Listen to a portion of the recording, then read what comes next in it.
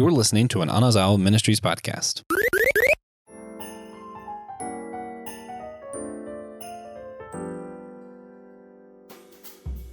Season's greetings, everybody. Welcome back to Systematic Geekology. As most of you know, we have been voyaging through the Year of Lewis, covering things like the Narnia, some of his more theological works. We've talked about the Inklings, some of his inspirations, and this, the most wonderful time of the year, we are drawing the Year of Lewis to a close. And what better way than to discuss what Christmas would look like in Narnia. For all of you What If fans, this one's for you. I am Joe. I am one of your hosts here, and I am joined by the one, the only, Josh. How we doing? Doing all right. My back hurts, but that is mostly from lack of sleep because, I get home late yesterday from work and thought I should go to bed. I then saw I haven't seen the newest episode of Tulsa King. And then, an hour later, there I was. So, sometimes it just be like that. Yeah. Good show, though. Yeah, haven't seen it. So, Christmas is one of those interesting things when it comes to talking about the Narnia, because obviously, and we've talked about this at length, that Narnia is very allegorical in nature at most of the time. Now, I will stand firmly on the hill that the Narnia has more than just allegory in it. The whole thing is not just one through and through allegory. I know that there are some people who try to match every single book of the Narnia with some aspect of the Bible and the biblical story, and that's not even from that. That's not just being uncharitable to the text, but that's also being uncharitable to the author, because that's not what he meant for it. So this conversation can get interesting because you don't have the same through lines that a lot of Christians try to draw when trying to discuss Christmas in Narnia. But for me, I think the first step to having this conversation is to understand that in Narnia, we're not going to have the same direct celebration of Jesus's birth or something along those lines. I think that's where the comparison needs to stop. But that does bring up a huge question, because why is Father Christmas there? Because they see him in Lion, the Witch, and the Wardrobe, but clearly for them, Christmas can't be about Jesus's birth. And that's what makes this particular question interesting to me. So even though I'm not a big Narnia guy, I find this question fascinating. Yeah, and I think, I thought about that we have Father Christmas, and so there is a presence of Christmas, if you will. But I think in this case, once you divorce away the direct reason why Christians celebrate in the real world, you're left with this idea of giving and this idea of togetherness and this idea of warmth and family and all of those pieces that I think are way more pertinent than specifically a religious celebration when it comes to Christmas in Narnia. Yeah, and I might be looking too much into the symbolism, but it's curious to me that Father Christmas says that, it's been winter there for so long and he hasn't been able to go. Part of the curse is that Father Christmas couldn't go to Narnia, but now Aslan's coming. Now he can be there. So I find this piece interesting because trying to tie what you're talking about to this hope that Aslan is coming is the hope of Christmas a lot of times more than just the religious part, more than just baby Jesus. The hope of Christmas is family and warmth, warmth both figuratively and literally sometimes. I'm sure if it's been winter as long as it has in Narnia, definitely a literal hope for warmth. Right. Yeah, I think the way that I see it is Lewis is directly commenting here on the very personal side of the holidays, right? A lot of times when we talk about the holidays, there's common themes among people who have an issue with the holiday, right? So let me tell a quick story if you guys will humor me for 30, 45 seconds. I was a part of a group in college where we opened our doors to anybody who didn't have a place to go because there were a group of us that we didn't have family connections. We didn't have those ties that bind, so to speak. And we knew that there were other people, be it people that were away from their families because it's college. Some people had moved into the area from like New York or like our tri-state area, and some people just simply didn't have a relationship with their family. And so we'd tend to go to a movie, or we'd go out for Chinese food or something along those lines. Like usually there was about 10 to 15 of us that would get together. And that through line is that for one reason or another, there was not a connection on the familial side. And for a lot of people, it's complication there that causes a lot of the issues with Christmas. And so while the ultimate hope is in Narnian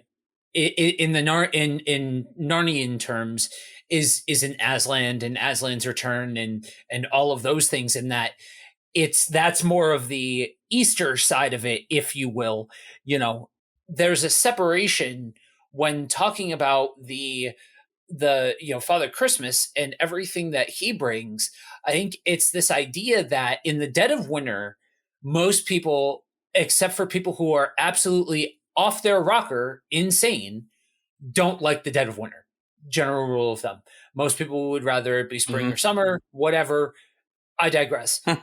So I think the representation here is that it's pulling away the good part and a reason to come together and all of that to this cold, isolated experience where it's always winter, and you notice how you tend to see a lot less busybodying around, like a lot less buzzing around, especially for those of you in the city. You notice that the streets tend to be busier in the spring and summertime, and in the wintertime, bam, done. You don't see anybody. Yep. I was born in Florida. Well, I wasn't born in Florida. I was born in Tennessee. I grew up in Florida. So I am very much the warm weather kind of person. I don't like the cold. If it was not for Christmas, I would only visit my family during the summer. I'm not driving in what could possibly turn into ice or snowy roads or like any of that. Like it's nasty weather for driving. It's nasty weather to be outside. It's definitely awful for the beach, which is what I love. People who love the mountains, I guess, love winter. Sure. That's not me. I live in the mountains, and that's a categorically false statement. Okay, good to know. So even they don't like the dead of winter. Yeah. But there's these warm moments that exist. And I think the moments where you're feeling that emotional warmth are somehow made brighter by the cold. So, Father Christmas giving presents to the kids in Narnia. It's a brighter moment because of how dark things are at that time. Yeah. I think we're about to do an episode soon about the Christmas specials in Doctor Who with you and Steph. And, one of my favorite things is, even though I love David Tennant, my favorite Christmas specials tend to be Matt Smith's ones, even though he's like my least favorite Doctor. And one of them, he decides to stay for Christmas. The Doctor finally decides to stay for Christmas. He spends it with Rory and Amy. Whenever he does his farewell tour, he goes back and visits little baby Stormageddon. It's a deep cut.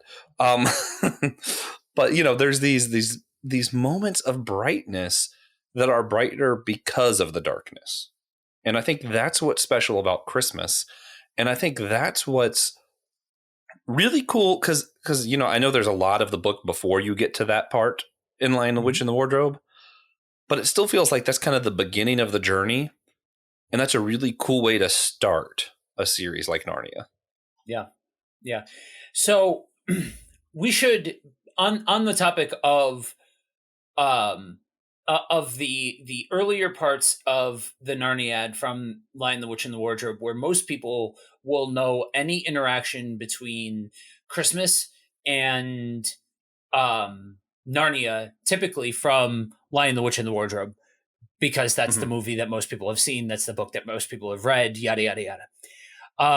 So Christmas is actually mentioned in the Narniad prior to the Pevensey children.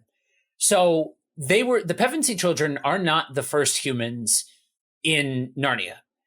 There's essentially a cabbie who is the first king of Narnia. He ends up in Narnia. Aslan makes he and his wife the first king and queen of Narnia. And he actually brings in the tradition of Christmas, and it's essentially like a giant feast, a giant time of togetherness. And one of the first things that the White Witch outlaws is that, because she's trying to drive people away from each other. And there's this interesting moment to take it to the Lion, the Witch, and the Wardrobe, where you hear from Father Christmas almost the heralding of Aslan, if you will, because he's saying that, okay, the only reason why I can be here is because Jadis's power is weakening over Narnia, because it's Jadis's power that keeps Father Christmas out of the land.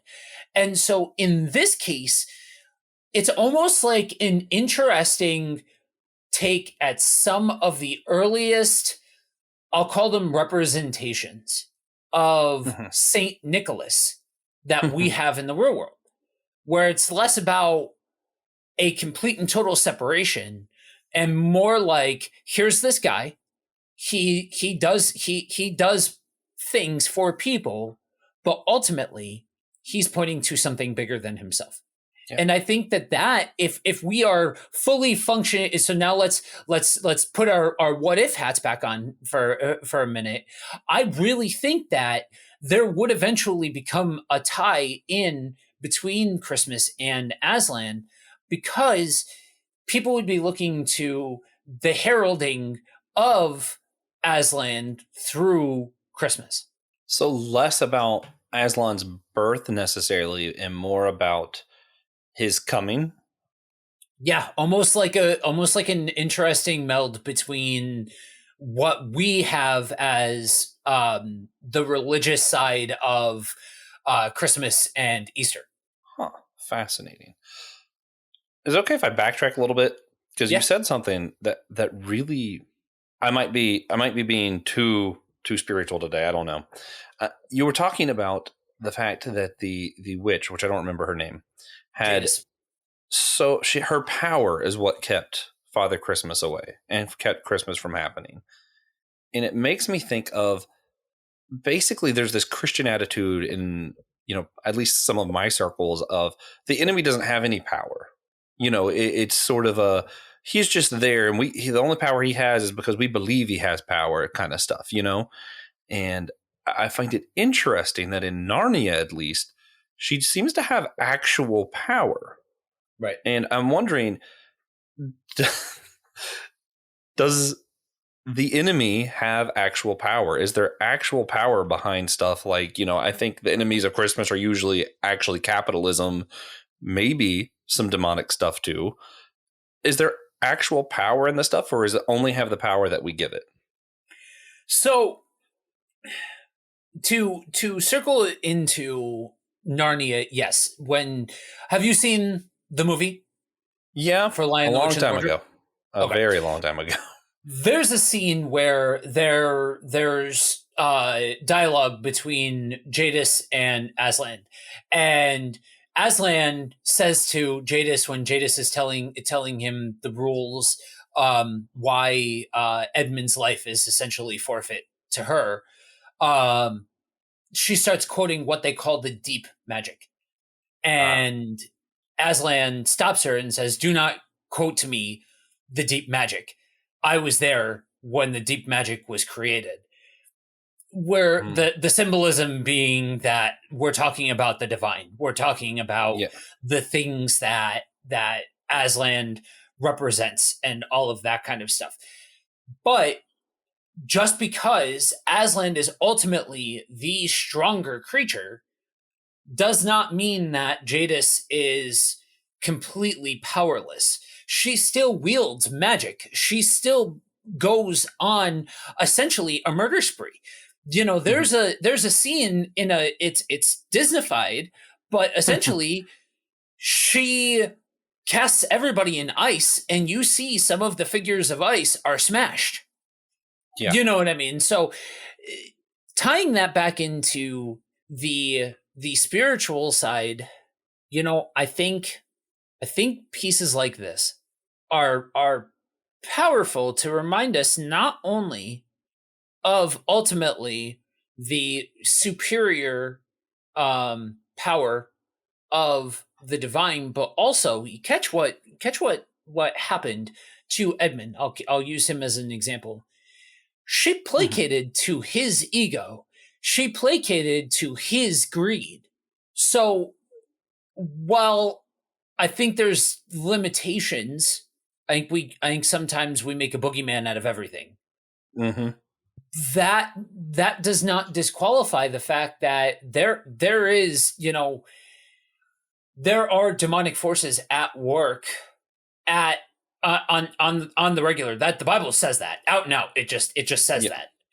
And but it's not a matter of any time that we do something, we are embodied by some kind of demon or some kind of bad spirit or something like that. I think my spicy take, I think deliverance ministries are incredibly dangerous.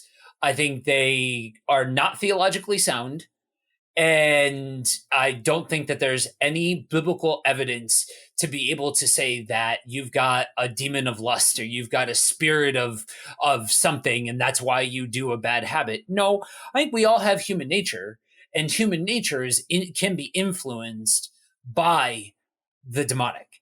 Yes, I do believe that there is such a thing as possession and all of that kind of stuff, but that's its own conversation that immediately ends the second that you start talking about Christians. Yeah. I was afraid I was going to have to be the Pentecostal, be like, I still think some people are possessed, but yeah, most of the time that's definitely more of a, no, you did a bad thing. Stop trying to blame the devil. So I'll throw this out there, and you guys listening can let me know if you want to hear more about this at another time. But I'm just gonna say, you look hard enough and long enough for the thing that goes bump in the night. I promise you're gonna find the thing that goes bump in the night. Yep. Before I became a Christian and I was doing paranormal investigating and occult stuff and all of that kind of stuff. Let me just tell you, the things that go bump in the night are very real. And it's one of those things that I think one of the truest statements that can be made is that the greatest trick, the single greatest trick that the devil ever pulled was making people believe that he didn't exist. Yeah. There's a lot you could say from the Screwtape letters about that, even where, you know, it was Screwtape makes these mentions of, how we win people now isn't by creating another Hitler or creating another terrible person. It's by making them think that evil isn't really real. And that tends to be kind of a beat in that book. And it's true. I want to go back to, and I'm going to make some connections here. Something that you brought up, the scene of Aslan and the White Witch. So Jadis in the scene is basically trying to quote the deep magic at Aslan, and he's like, I was there when it was made. It sounds like it's kind of getting at she's manipulating more or less the Bible for them, is what I'm thinking of when I hear that particular story. And I think that's what a lot of people are afraid of when you come to some of this Christmas stuff in our world of, well, they're not really talking about baby Jesus, so it's not really Christmas. And it's like they think that they're manipulating the holiday and trying to take God out of it, and that's the dark magic. But I'd like to posit, much like in Narnia, why I think this is a good exercise, it's not about baby Jesus per se. Christmas can be, and maybe should be, about something more than just a baby who may or may not have been born in a feeding bin or something, Yeah. So for those of you that don't know, and I shudder to think that there may be some who what I'm about to say is groundbreaking in nature, but there's a lot about the Christmas story as it's played out, as it's illustrated, as it's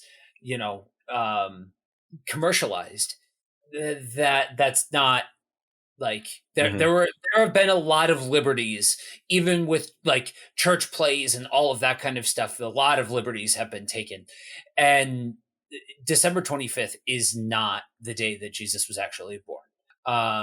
I don't remember. I think the current thought process is spring, spring or summer. But and there's a lot of historical things with calendars and dates and yada yada yada that goes into all of that side of it. Yeah, don't even get me started on the wise men. Right. Don't even get me started on the wise men, exactly. But you have this date that some people choose to celebrate the birth of the king on this day. Cool. If that's what you do, I don't necessarily think that there's an issue with that. But where it becomes a bridge too far is where you go so far down the rabbit hole of celebrating the birth of the Savior that you almost divorce baby Jesus from Jesus on the cross. And you try to separate those two things out, and Christmas becomes something that it ultimately isn't. Which might mean thinking of it more in what we're assuming the Narnia way would be, of thinking of it as a day to celebrate the coming of Aslan, the coming of Jesus, rather than thinking of the birth. And I know that sounds like it's more of a linguistic kind of argument, but I think it's a better focus. I think too often we're focusing on these objects of the story. I've heard too many sermons of, well, the wise men weren't actually there, they were here. Or too many sermons of, well, this is how many shepherds there were. Or, well, in the East, they would have thought this because of Daniel. Those are all important things to think about and talk about. But I feel like we get too bogged down with the details and we forget the celebration isn't about the birth. It isn't about Mary. Some Catholic believers might disagree with me, but that's what I believe. I don't believe it's about any of these people. I don't believe it's about the birthing process, the place, any of that. I think it is about the fact that there is hope coming, that the world is in this dark, dark place, and the Savior of the universe stepped into flesh and came. And in the Narnia version, Aslan stepped into their world, and he came. And that's what's important. Yep. I've got a yearly tradition that actually started with SG last year, of my yearly Christmas sermon. And this year, the movie that I'm drawing from is the Santa Claus. And nice. By the time it will have happened by the time that you guys are hearing this. And part of what I seek to drive home is this idea that there is, is the North Pole and Santa Claus and elves and yada yada yada. Is all that real? No, that's wait a minute. What? I know. I really should have prefaced that with spoiler warning. A parental advisory warning. when you take it out of the context of just celebrating the birth and just like, oh, Christmas can't be magical because Santa Claus isn't real. Well, why in the wide world of sports not? Why not? Because we're talking about, catch this, let's not lose the rabbit here. As Christians, what are we celebrating? We are celebrating the creator of everything, sending his son to earth. That is what we are celebrating, to save our sins. That's wonder. That should stop you dead in your tracks in awestruck wonder. And to put that into Narnian terms, you're talking about this prolonged oppression from the White Witch and celebrating the fact that Aslan stepped into the picture and saved everybody. Yeah. And you know, I used to actually think it was really weird that we celebrated the birth. I'm like, why not just make Easter a bigger deal, right? Because that's actually the moment we're saved. That's actually the part that matters. And, you know, I'm going to try to use Narnia terms for this. But when you think about it, it is actually more than that. It is actually more than he died and paid the price for us.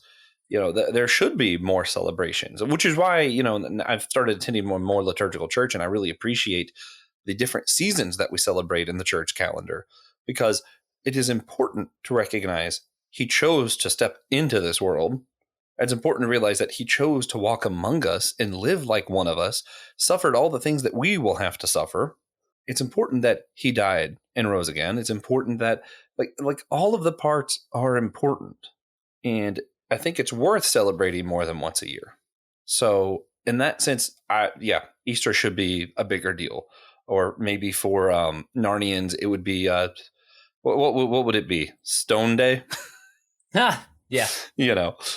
Stone Day. But that doesn't mean you don't celebrate the fact that hope came. Right. Exactly. And that's marrying those worlds of celebrating the fact that hope came and having that opportunity to cultivate community and togetherness and all of that kind of stuff.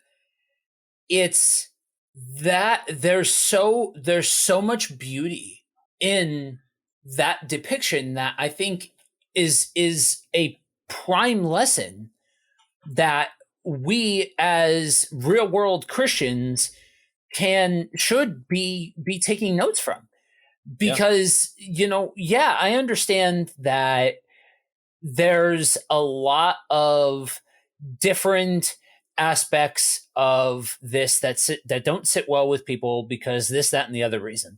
Like I understand that Christmas is one of those divisive conversations, but if we can get past, okay, ready? Was Christmas pagan? No. Okay, there we go. There's the end of that conversation. If you need to go look it up. There's literally tons of material about it. So, okay, not pagan, cool. Jesus not born in the manger, cool. Done. We've covered those things. Now what do we do with December 25th? You know what I mean? And that's something that I think that mentality, it would seem like to me, comes with more of an approach of the intimacy and relationship with God. You can box this thing up. You can sell this thing. I am a talented marketer and a talented salesman. If I wanted to, I could sell you guys any pen. I could sell you guys on whatever.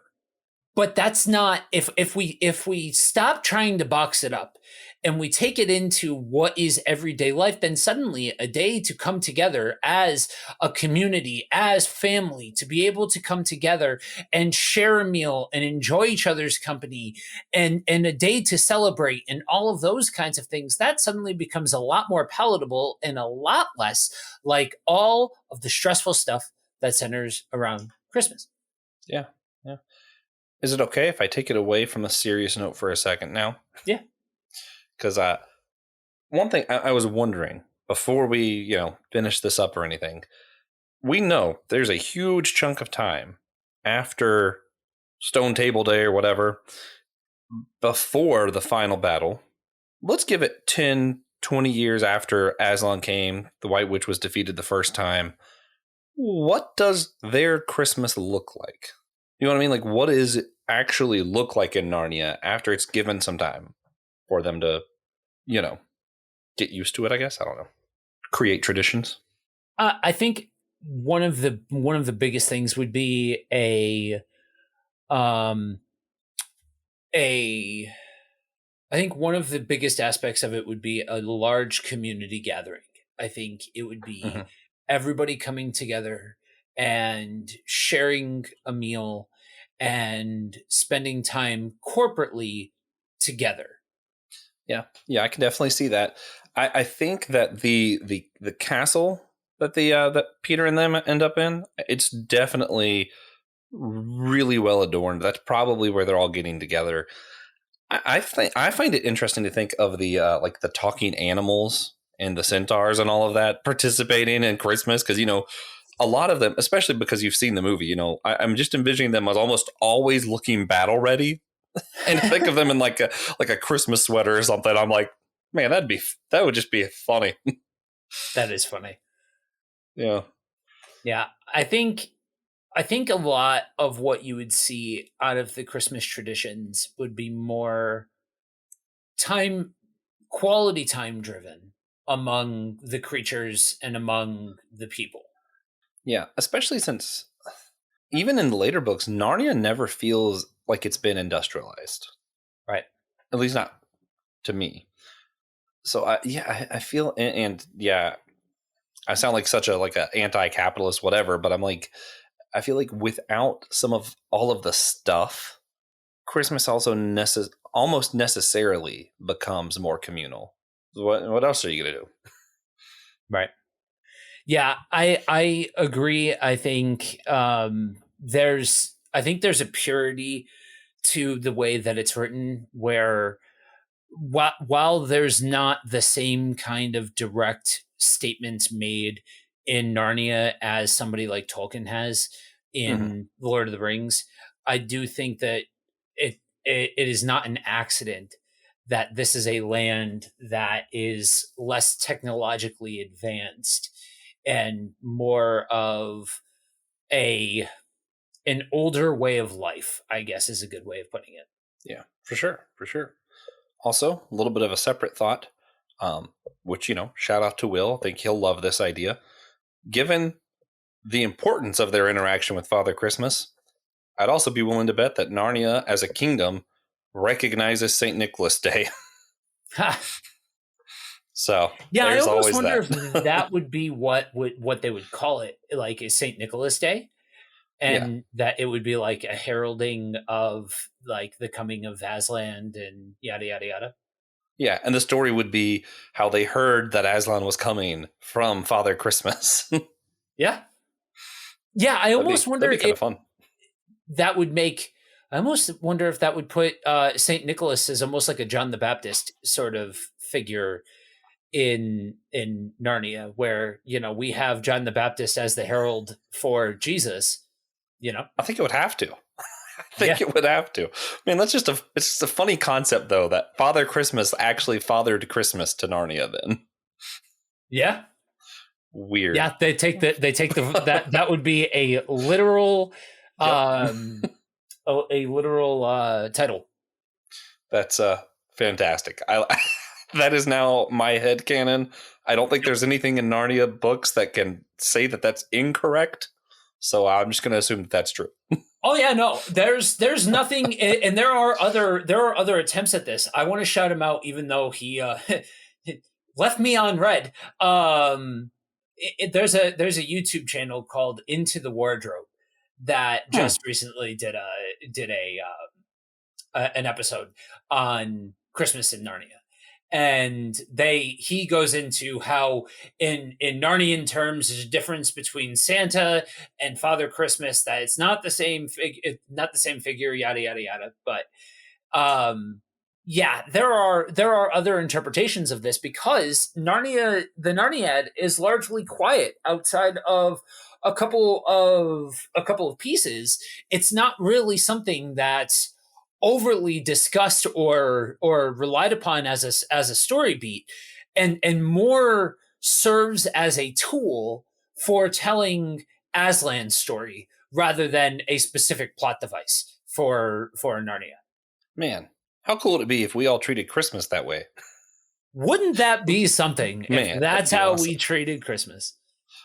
Also, while we're shouting out other things, I am going to be on My Seminary Life talking about the character Father Christmas a little bit more in detail of why does he exist in this. So, Right. Yeah, we focus more on the holiday here, which, yeah, so if you want a fuller picture, maybe check that out. We'll get both sides of this. So yeah, check out, you can find the link down in the episode description for My Seminary Life. You can find that where you listen to podcasts.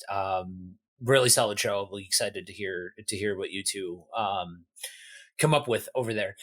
So anything else before we head into the wrap up? Which I feel this way most Christmases, right?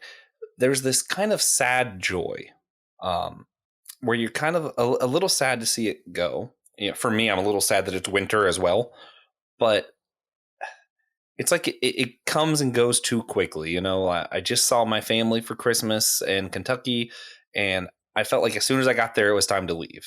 And I was like, man, it was so great to see them, and I'm filled with so much joy that I got to see them, but I'm also a little sad to know that I had to leave.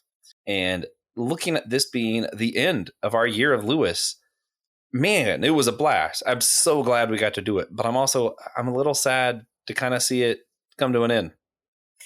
Yeah. It has been an absolute blast getting a chance to talk about all of these different aspects of Lewis and his work in the Narniad, and talk about the intersection of faith and fandom and all of these different things throughout the year, and getting a chance to sit across from the variety of different people that I've done these episodes with. And I think it's been a cool experience that in the back nine of the year of Lewis, it's been you and I doing a lot of these episodes.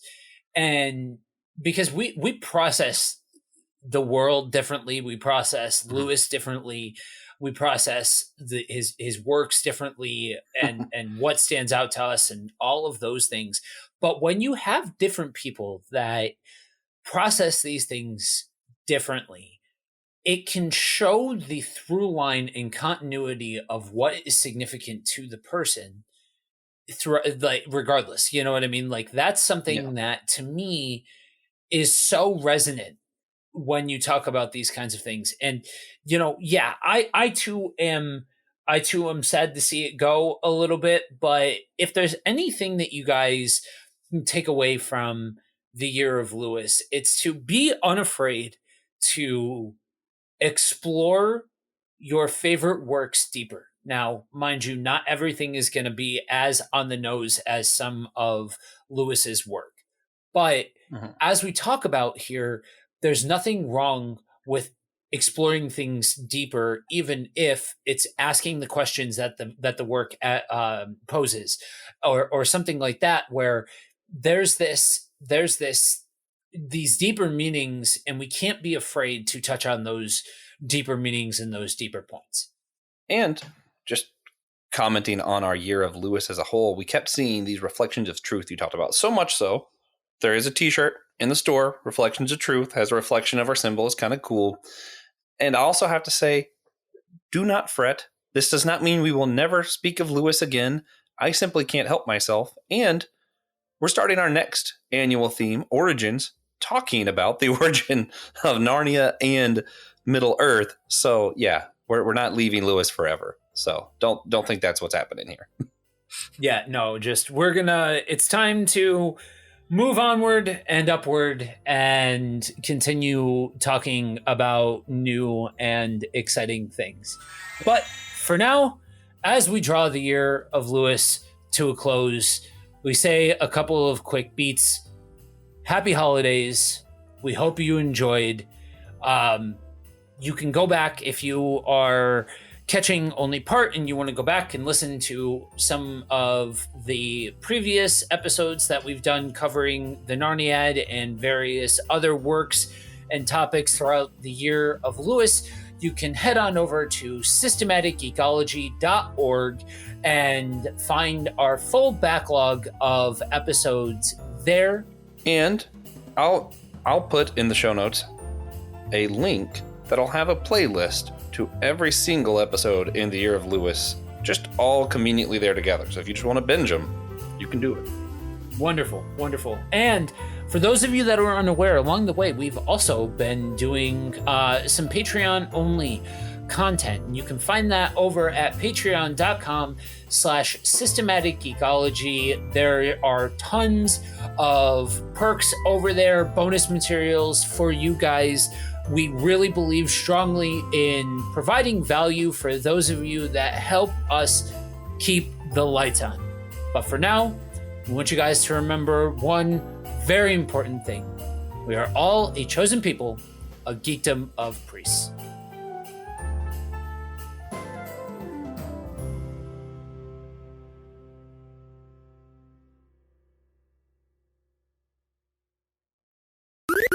This was an Anazao Ministries podcast. If you enjoyed this show and would like to learn more about our network, be sure to check out the Anazao Ministries Podcast Network.